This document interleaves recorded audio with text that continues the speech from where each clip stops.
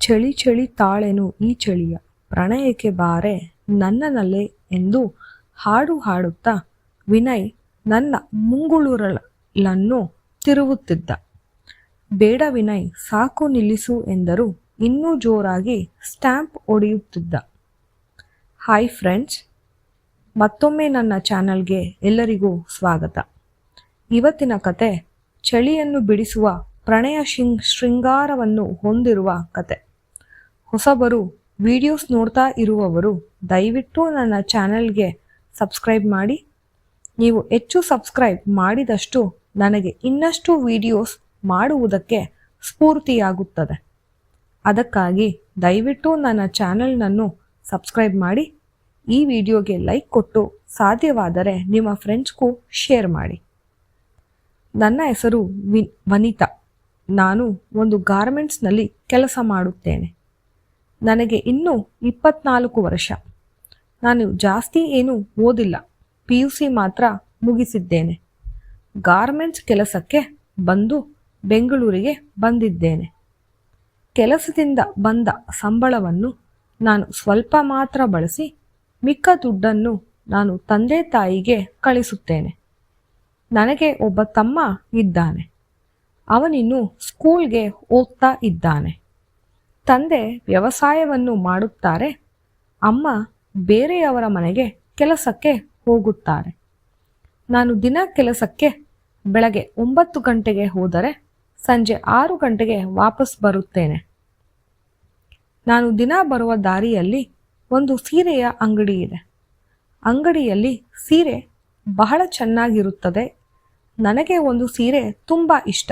ಆ ಅಂಗಡಿಯಲ್ಲಿ ಅಂಗಡಿ ಮಾಲೀಕ ಪರಿಚಯ ನನಗೆ. ಅವರು ಒಳ್ಳೆಯವರು.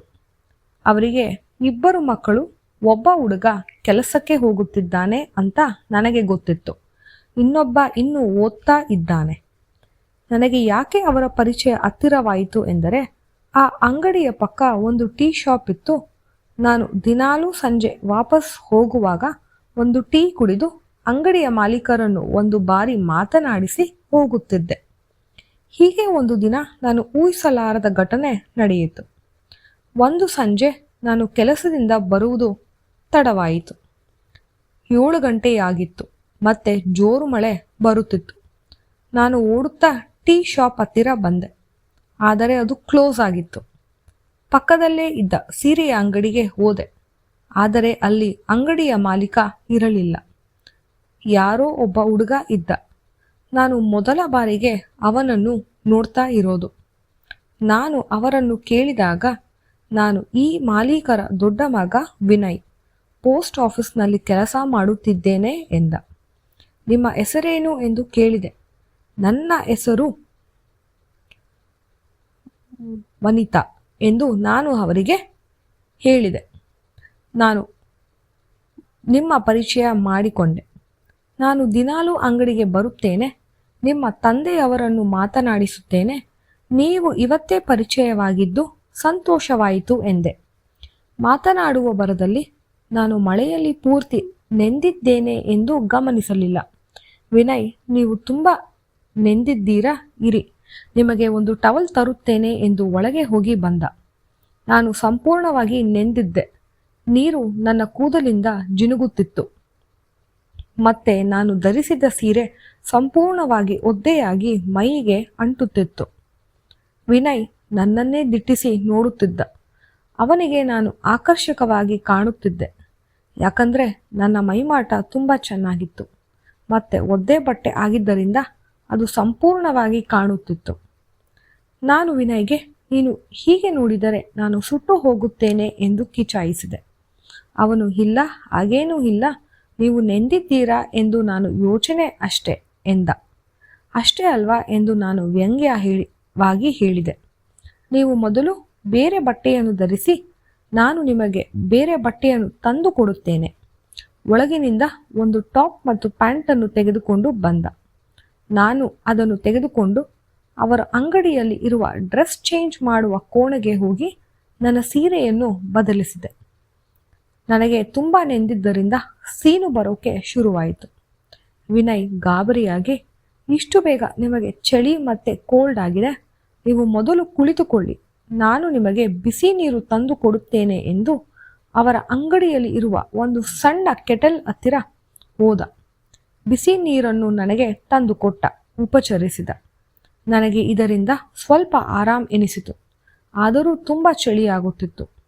ಯಾಕೋ ಈ ಮಳೆ ನಿಲ್ಲುವ ಹಾಗೆ ಕಾಣುತ್ತಿಲ್ಲ ಎಂದು ನಾನು ಗೊಣಗಿಕೊಂಡೆ. ವಿನಯ್, ಹೌದು, ಇವತ್ತು ಮಳೆ ನಿಲ್ಲುವ ಹಾಗೆ ಕಾಣುವುದಿಲ್ಲ. ರೆಡ್ ಅಲರ್ಟ್ ಕೊಟ್ಟಿದ್ದಾರೆ. ನೀವು ಇಲ್ಲೇ ಉಳಿದರೆ ಒಳ್ಳೆಯದು. ಇವತ್ತು ಅದು ಹೇಗೆ ಆಗುತ್ತೆ? ನಾನು ಮನೆಗೆ ಹೋಗಬೇಕು. ಇನ್ನೂ ಒಂದು ಅರ್ಧ ಗಂಟೆ ನೋಡೋಣ. ಮಳೆ ನಿಲ್ಲಲಿಲ್ಲ ಎಂದರೆ ಇಬ್ಬರಿಗೂ ಬೇರೆ ದಾರಿ ಇಲ್ಲ. ನಾನು ಮಳೆ ನಿಲ್ಲಲಿ ಎಂದು ಕಾಯುತ್ತಾ ಕೂತೆವು. ಜೊತೆಗೆ ನಮ್ಮಿಬ್ಬರ ಜೀವನದ ಬಗ್ಗೆ ಮಾತನಾಡುತ್ತಾ ಕಾಲ ಕಳೆದವು. ವಿನಯ್ ನನಗೆ ಬಹಳ ಸುಂದರವಾಗಿ ಕಾಣಿಸುತ್ತಿದ್ದ.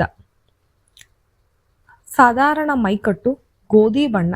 ಅವನಿಗೆ ತುಂಬ ಆಕರ್ಷಕವಾಗಿ ಇದ್ದಿದ್ದು ಅವನ ಮುಗುಳ್ನಗೆ, ಹಾಗೆ ಅವನಿಗೆ ಬರುತ್ತಿದ್ದ ಗುಳಿ.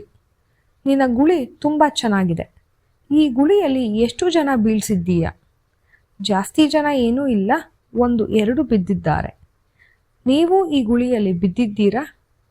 ಹೌದು. ನಿನ್ನನ್ನು ನೋಡಿದ ತಕ್ಷಣ ನನಗೆ ನನ್ನ ಹಳೆ ಬಾಯ್ ಫ್ರೆಂಡ್ ನೆನಪಾದ. ಇಬ್ಬರು ನಕ್ಕೆವು. ಇದರಿಂದ ನಮ್ಮಿಬ್ಬರ ಮಧ್ಯೆ ಸ್ನೇಹ ಬೆಳೆಯಿತು. ವಿನಯ್, ನೀವು ತುಂಬ ಸುಂದರವಾಗಿದ್ದೀರಾ.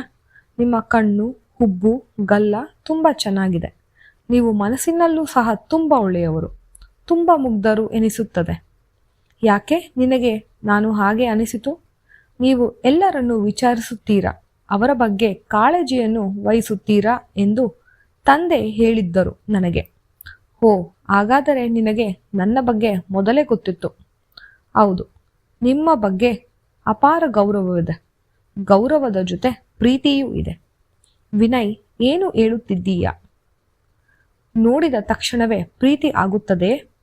ಆಗುತ್ತೆ. ಇವಾಗ ನನಗೆ ಆಗಿದೆ ಅಲ್ವಾ? ನೀವು ಒಪ್ಪಿದರೆ ನಿಮ್ಮನ್ನು ಮದುವೆಯಾಗುತ್ತೇನೆ.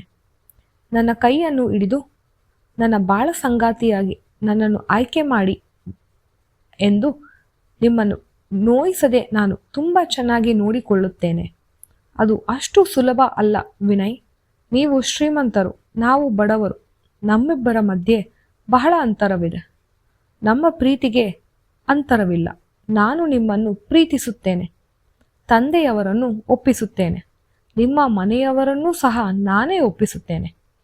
ನೀವು ಒಪ್ಪಿದರೆ ಸಾಕು ನನಗೆ. ಆಯಿತು, ನೀವು ಬಂದು ನಮ್ಮ ಮನೆಯಲ್ಲಿ ಮಾತನಾಡಿ. ನಮ್ಮ ಮನೆಯಲ್ಲಿ ಒಪ್ಪಿದರೆ ನನ್ನದೇನೂ ಅಭ್ಯಂತರವಿಲ್ಲ.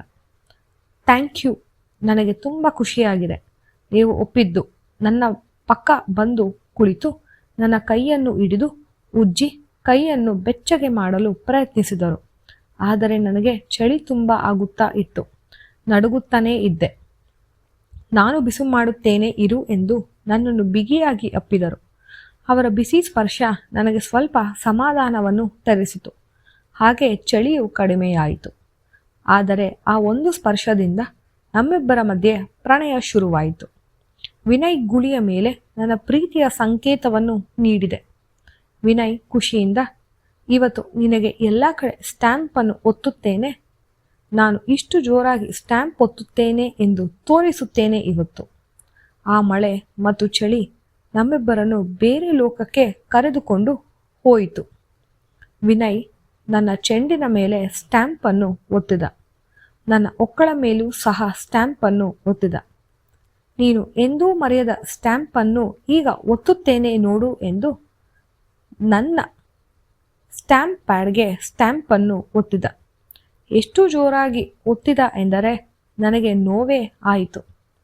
ಮೊದಲ ಬಾರಿ ಸ್ಟ್ಯಾಂಪ್ ಒತ್ತುವಾಗ ಹೀಗೆ ನೋವಾಗುವುದು ಸಹಜ. ಅಭ್ಯಾಸವಾದರೆ ಈ ನೋವು ಇರುವುದಿಲ್ಲ. ನಾನು ಅಭ್ಯಾಸ ಮಾಡುತ್ತೇನೆ ನಿನಗೆ ಎಂದು ಸುಮಾರು 20 ನಿಮಿಷ ಸ್ಟ್ಯಾಂಪನ್ನು ಒತ್ತುತ್ತಿದ್ದ. ಸ್ಟ್ಯಾಂಪಿನ ಇಂಕ್ ಖಾಲಿಯಾದ ಮೇಲೆ ನನ್ನ ಪಕ್ಕ ಮಲಗಿದ. ಅವತ್ತಿನ ರಾತ್ರಿ ಹೀಗೆ ಕಳೆಯಿತು. ಮುಂಜಾನೆಯೂ ಇನ್ನೊಂದು ಬಾರಿ ಸ್ಟ್ಯಾಂಪನ್ನು ಒತ್ತಿದ. ಅಷ್ಟರಲ್ಲಿ ಮಳೆ ಕಡಿಮೆಯಾಗಿತ್ತು. ಜನರು ಓಡಾಡೋಕೆ ಪ್ರಾರಂಭಿಸಿದರು. ನಾನು ಇನ್ನೂ ಸರಿ ಇರುವುದಿಲ್ಲ, ನಾನು ಮನೆಗೆ ಹೋಗುತ್ತೇನೆ ಎಂದು ವಿನಯ್ಗೆ ಹೇಳಿ ಹೋದೆ. ವಿನಯ್ ಮಾತು ಕೊಟ್ಟಂತೆ ಮನೆಯಲ್ಲಿ ವಿಷಯ ತಿಳಿಸಿ ದೊಡ್ಡವರನ್ನು ಒಪ್ಪಿಸಿ ಮದುವೆ ಮಾಡಿಕೊಂಡೆವು. ಇವತ್ತಿಗೂ ನನಗೆ ವಿನಯ್ ಒತ್ತಿದ ಮೊದಲ ಸ್ಟ್ಯಾಂಪ್ ನನ್ನ ಪ್ರೀತಿಯ ನೆನಪಾಗಿದೆ. ಅದು ಯಾವಾಗಲೂ ನಾನು ನೆನಪಿಸಿಕೊಳ್ಳುತ್ತಾ ಇರುತ್ತೇನೆ. ಫ್ರೆಂಡ್ಸ್, ಈ ಕತೆ ಚೆನ್ನಾಗಿದೆ ಅಲ್ವಾ? ನಿಮಗೂ ಈ ಕತೆ ಚೆನ್ನಾಗಿದೆ ಅಂತ ಅನಿಸಿದ್ರೆ ದಯವಿಟ್ಟು ವಿಡಿಯೋಗೆ ಒಂದು ಲೈಕ್ ಕೊಡಿ.